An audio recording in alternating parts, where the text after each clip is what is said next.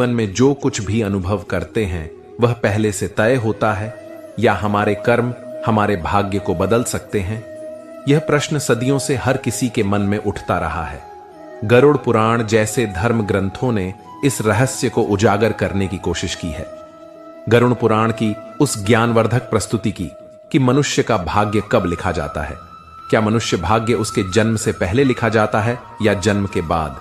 नमस्कार दोस्तों, स्वागत है हमारे इस चैनल विज्जू इंस्पायर्ड में। मित्रों, गरुड़ पुराण की इस ज्ञानवर्धक प्रस्तुति में आप खो जाए उससे पहले हम आपको बता दें कि इस वीडियो को आधा अधूरा देखने की गलती बिल्कुल भी नहीं करें, क्योंकि यह गरुड़ पुराण की ज्ञानवर्धक प्रस्तुति है जो आपके जीवन से जुड़ी हुई है। गरुड़ पुराण की इस रहस्यमय ज्ञान को जानने के बाद आपके जीवन से जुड़ी समस्त लोभ, क्रोध, मोह, दुखों का अंत होगा। मित्रों, भगवान श्री कृष्ण कहते हैं, कभी भी किस व्यक्ति को गरुड़ पुराण की बातों को आधा अधूरा नहीं सुनना चाहिए, क्योंकि आधा अधूरा ज्ञान हमेशा विष के समान होता है। इसीलिए मित्रों, आपसे यही आग्रह है, इस वीडियो को एक लाइक करके चैनल को अवश्य सब्सक्राइब कर लीजिए। और हां दोस्तों, कमेंट बॉक्स में जय श्री कृष्ण लिखकर ईश्वर को आप अपना आभार व्यक्त जरूर कर दीजिए। इससे आपके जीवन से सभी दुखों का अंत होगा। आइए दोस्तों, जानते हैं। गरुड़ पुराण में श्री कृष्ण ने बताए हैं कि हर मनुष्य के जीवन में जो भी कुछ होता है वह जन्म पहले से तय होता है, उसे कोई टाल नहीं सकता है। दोस्तों, गरुड़ पुराण हमें जन्म मरण से लेकर वर्तमान जीवन कैसे जिए यह सभी चीजों के बारे में सिखाते हैं। आइए दोस्तों, आज हम एक कथा के माध्यम से जानते हैं कि हमारा भाग्य जन्म से पहले लिखा जाता है या जन्म के बाद, जो गरुड़ पुराण के द्वारा बताया गया है, जो श्री कृष्ण ने स्वयं नारद को बतलाया था। आज हम उन्हीं को कथा से जानेंगे। दोस्तों, एक समय की बात है। द्वारका नगरी में एक दिन श्री कृष्ण अपने दिव्य आसन पर बैठे हुए थे। तभी देवर्षि नारद नारायण नारायण का जाप करते हुए उनके पास पहुंचते हैं और उन्होंने प्रणाम करके बोले, हे प्रभु, आप त्रिकालदर्शी हैं। मैंने सुना है कि जो भी जीव तथा मनुष्य जन्म लेता है, क्या उसका भाग्य पहले से लिखा होता है?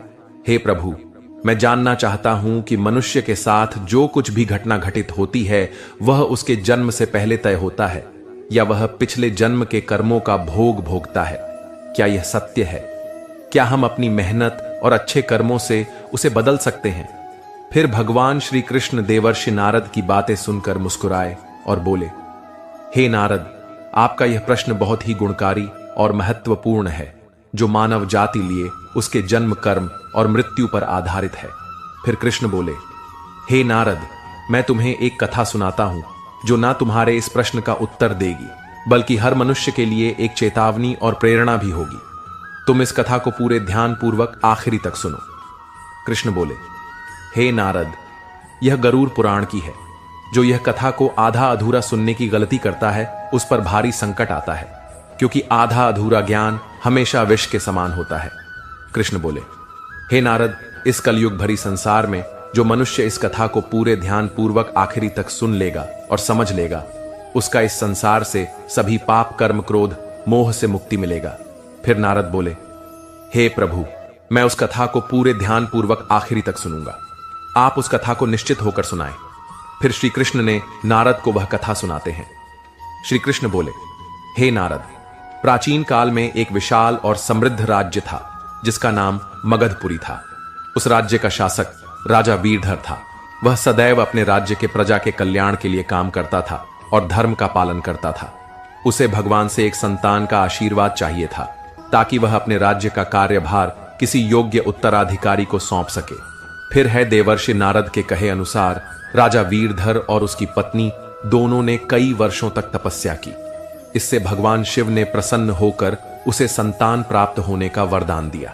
फिर एक दिन भगवान शिव के आशीर्वाद से रानी गर्भवती हुई। राजा और रानी अत्यंत प्रसन्न थे, क्योंकि वे चाहते थे कि उनका पुत्र महान शासक बने और राज्य को सुख समृद्धि की ओर ले जाए।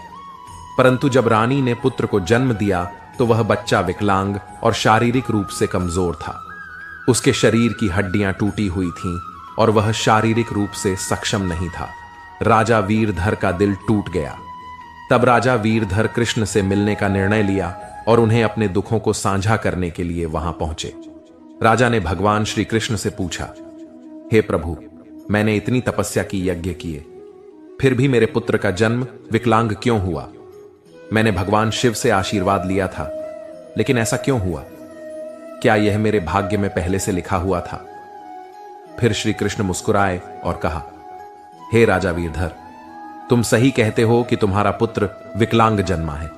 क्या तुम जानते हो कि तुम्हारे पुत्र का जन्म इस प्रकार क्यों हुआ है? यह तुम्हारे द्वारा किए गए पूर्व जन्मों के कर्मों का फल है। यह तुम्हारे पिछले जन्म के कर्मों का परिणाम है जो तुम्हारे भाग्य में लिखा हुआ था। लेकिन इसका कारण यह नहीं है कि तुम्हारा भाग्य पहले से निर्धारित था।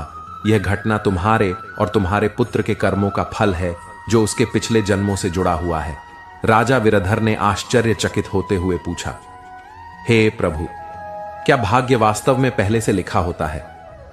भगवान श्री कृष्ण ने कहा, जन्म, मृत्यु और जीवन के उतार चढ़ाव पहले से निर्धारित होते हैं, लेकिन हम जो कर्म करते हैं वह हमारे भाग्य को बदल सकते हैं। जिस दिन तुम्हारे बेटे का जन्म हुआ, उस दिन तुमने एक विशेष संतान का वरदान प्राप्त किया था, लेकिन उस संतान को चुनौतियां मिलना जरूरी था ताकि वह अपने जीवन में धैर्य, साहस और पराक्रम को विकसित कर सके। लेकिन उसका भविष्य केवल उस समय के कर्मों से नहीं होता है, बल्कि यह तुम्हारे पिछले जन्मों के कर्मों का परिणाम है। भगवान श्री कृष्ण ने राजा वीरधर से कहा, हे राजन, भाग्य और कर्म में बहुत गहरा संबंध है। हमारे कर्म ही हमारे भाग्य का निर्माण करते हैं। यही कारण है कि हमें जीवन में अपने कर्मों को सदैव धर्म और सत्य के मार्ग पर रखना चाहिए। भगवान श्री कृष्ण ने कहा, हे राजन, जो कुछ भी तुम्हारे जीवन में घटित होता है वह तुम्हारे पिछले जन्म के कर्मों का परिणाम है। यदि तुम्हारा पुत्र विकलांग जन्मा है तो यह उसकी आत्मा के पिछले जन्म के कर्मों का फल है। जब तुम एक पुण्य आत्मा के रूप में जन्म लेते हो तो तुम्हारे जीवन में कठिनाइयां और संघर्ष जरूर होंगे, क्योंकि इस दुनिया में हर आत्मा को कुछ ना कुछ कष्ट भोगना पड़ता है ताकि वह अपने पिछले कर्मों को समाप्त कर सके। लेकिन याद रखो, तुम्हारे पुत्र के जीवन में जो कठिनाई है वह उसकी परीक्षा है। यदि वह धैर्य और साहस से इन कठिनाइयों का सामना करता है तो वह अपने भाग्य को बदल सकता है। एक दिन वह वही कार्य करेगा जिसकी कल्पना तुमने अपने जीवन में की थी। फिर राजा वीरधर कृष्ण ने उत्तर दिया, बिल्कुल, तुम दोनों ही अपने भाग्य को बदल सकते हो। तुम्हारे पुत्र के जन्म के समय जो विकलांगता थी वह उसके कर्मों का फल था, लेकिन उसका भविष्य तुम्हारे अच्छे कर्मों पर निर्भर करता है। यदि तुम उसे साहस, धैर्य और आत्मविश्वास से भर दोगे तो वह अपने भाग्य को बदल सकता है। तुम्हारे अच्छे कर्मों के परिणाम स्वरूप वह एक दिन महान बनेगा और राज्य का भार संभालने में सक्षम होगा। फिर भगवान श्री कृष्ण ने आगे कहा, हे राजन, भाग्य चक्र के समान है जो कर्मों के आधार पर घूमता रहता है। जब तुम अच्छे कर्म करते हो तो तुम अपने भाग्य को सुखमय बना सकते हो। फिर आगे राजा वीरधर श्री कृष्ण से कहा, क्या भाग्य निश्चित रूप से पिछले कर्मों से जुड़ा होता है? भगवान श्री कृष्ण बोले, हां, लेकिन उसे बदलने की शक्ति तुम्हारे हाथों में है। यदि तुम अच्छे कर्म करते हो तो वह तुम्हारे भाग्य को भी सुधार सकते हो। साथ ही भक्ति साधना और सेवा से भाग्य बदला जा सकता है। भगवान की भक्ति से ईश्वर को प्रसन्न करके हम अपने भाग्य को बदल सकते हैं। अगर तुम अपने पुत्र को साहस और आत्मविश्वास से जीवन के संघर्षों का सामना करने की शिक्षा दोगे तो वह अपने भाग्य को बदल सकता है। राजा वीरधर ने भगवान श्री कृष्ण की बातों को पूरी तरह से आत्मसात किया और अपने पुत्र को शिक्षा देने का संकल्प लिया। उसने अपने पुत्र को कठिनाइयों के बावजूद साहस और विश्वास के साथ जीवन जीने की प्रेरणा दी। समय के साथ उस विकलांग पुत्र ने अपनी आत्मविश्वास और कठिनाई से लड़ते हुए समाज में महत्वपूर्ण स्थान प्राप्त किया। उसकी संघर्षशीलता और साहस ने राज्य में उसका सम्मान बढ़ाया। कृष्ण बोले, हे देवर्षि नारद, तुम यह समझो कि भाग्य एक निरंतर प्रक्रिया है जो कर्मों के आधार पर बदलता रहता है। जो लोग जीवन में अपने कर्मों को सुधारते हैं और भगवान की शरण में जाते हैं, उनका भाग्य भी बदलता है। यह केवल कर्म ही नहीं है, बल्कि यह जीवन के संघर्षों और कर्मों का परिणाम है। मित्रों, फिर श्री कृष्ण ने देवर्षि नारद से कहा, यह कथा हमें यह सिखाती है कि जीवन में जो कुछ भी घटित होता है वह हमारे पिछले कर्मों का फल है। भाग्य और कर्म का कोई निश्चित प्रारूप नहीं है। हमारा कर्म हमारा भाग्य को बदल सकता है। गरुड़ पुराण हमें सिखाते हैं, यदि हम अच्छे कर्म करते हैं और सत्य की राह पर चलते हैं और ईश्वर का ध्यान करते हैं तो हम अपने जीवन की दिशा बदल सकते हैं।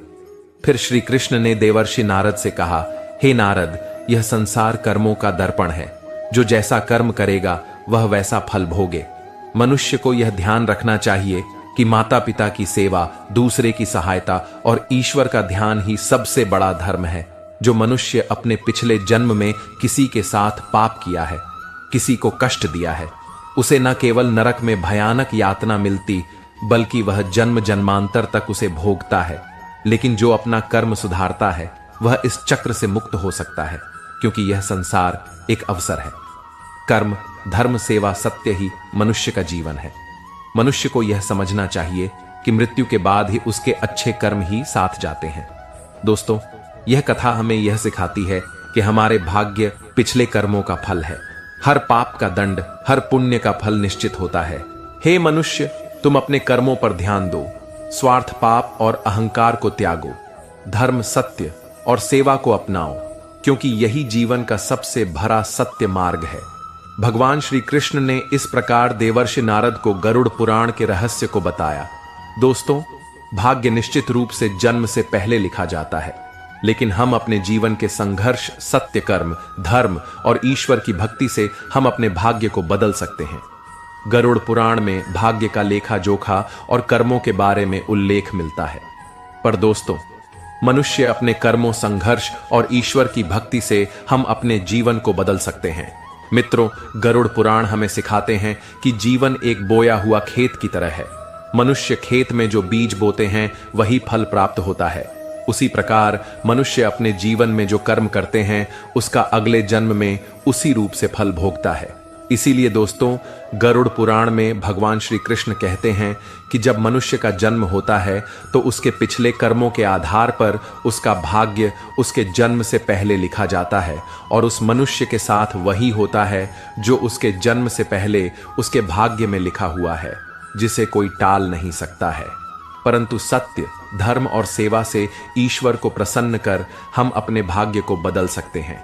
हिंदू धर्म का सबसे बड़ा धर्म ग्रंथ गरुड़ पुराण है, जिसमें मनुष्य के जीवन, मृत्यु और भाग्य कर्मों के बारे विस्तार रूप से बताया गया है। यह पुराण हिंदू धर्म के 18 महापुराण में से एक है, और इस पुराण में जन्म, मरण से पुनर्जन्म, कर्म और आत्मा के मार्ग के बारे में पूरे विस्तार से बताया गया है। दोस्तों, गरुड़ पुराण के अनुसार मनुष्य का भाग्य उसके पिछले जन्म के कर्मों निर्भर करता है। गरुड़ पुराण, जो विष्णु पुराणों के प्रमुख ग्रंथ में से एक है, यह पुराण जीवन के रहस्यों और मानव के कर्म फल के बारे में बताया गया है। गरुड़ पुराण में श्री कृष्ण को साक्षात भगवान विष्णु के अवतार माने जाते हैं। दोस्तों, गरुड़ पुराण में श्री कृष्ण कहते हैं, मनुष्य अपने जीवन में अच्छे कर्म और सत्य मार्ग पर चलकर ईश्वर को प्रसन्न कर अपने भाग्य में होने वाली घटना से बच सकते हैं और आने वाले भाग्य को हम बदल सकते हैं। मित्र, गरुड़ पुराण में श्री कृष्ण ने मनुष्य को जीवन जीने के लिए 3 मुख्य उपदेश दिए हैं, जिन पर चलकर हम अपने भाग्य के कर्मों को बदल सकते हैं। दोस्तों, आप इस वीडियो को अंत तक जरूर देखिए, क्योंकि यह सारी जानकारी गरुड़ पुराण के द्वारा बताया गया है। इस वीडियो को बीच में छोड़कर जाने की गलती बिल्कुल भी नहीं करें, इसलिए इस ज्ञानवर्धक प्रस्तुति को अंत तक जरूर देखिए। आइए जानते हैं नंबर 1, अपने धर्म का पालन करना। मनुष्य का जन्म किसी खास उद्देश्य के लिए होता है। जो मनुष्य अपने पिछले जन्म में जो पाप किया है वह इस जन्म में भी उस पाप का भोग भोगता है, क्योंकि मनुष्य के जन्म से पहले उसका जन्म से मरण तक का भाग्य पहले तय होता है। इसलिए दोस्तों, गरुड़ पुराण में श्री कृष्ण ने बताया है, मनुष्य को हमेशा धर्म, सत्य का पालन करना चाहिए। इससे हमारे पिछले जन्म के पाप से बच सकते हैं। ईश्वर की भक्ति से हम अपने जीवन बदल सकते हैं। हम सभी ऊंचाई तक पहुंच सकते हैं। दोस्तों, यह जीवन एक अनमोल उपहार है, आप इसे व्यर्थ ना जाने दें। सही कर्म और धर्म का पालन से हम अपने जीवन को अगले जन्म में होने वाले घटना से बच सकते। यह ना केवल आपके लिए है, बल्कि इस पूरे समाज और दुनिया के आप प्रेरणा का स्रोत बन सकते हैं। नंबर 2, माता पिता की सेवा और आदर करना।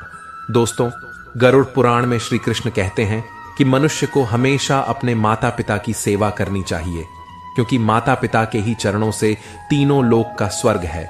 जो लोग माता पिता को नहीं मानते और ना ही उनका आदर करते हैं, वह न केवल नरक में भयानक यातना भोगते हैं, बल्कि अगले जन्म में भी भारी संकट भोगना पड़ता है और उस मनुष्य को अपने पाप का परिणाम जन्म जन्मांतर तक उस कर्म का भोग को भोगता रहता है।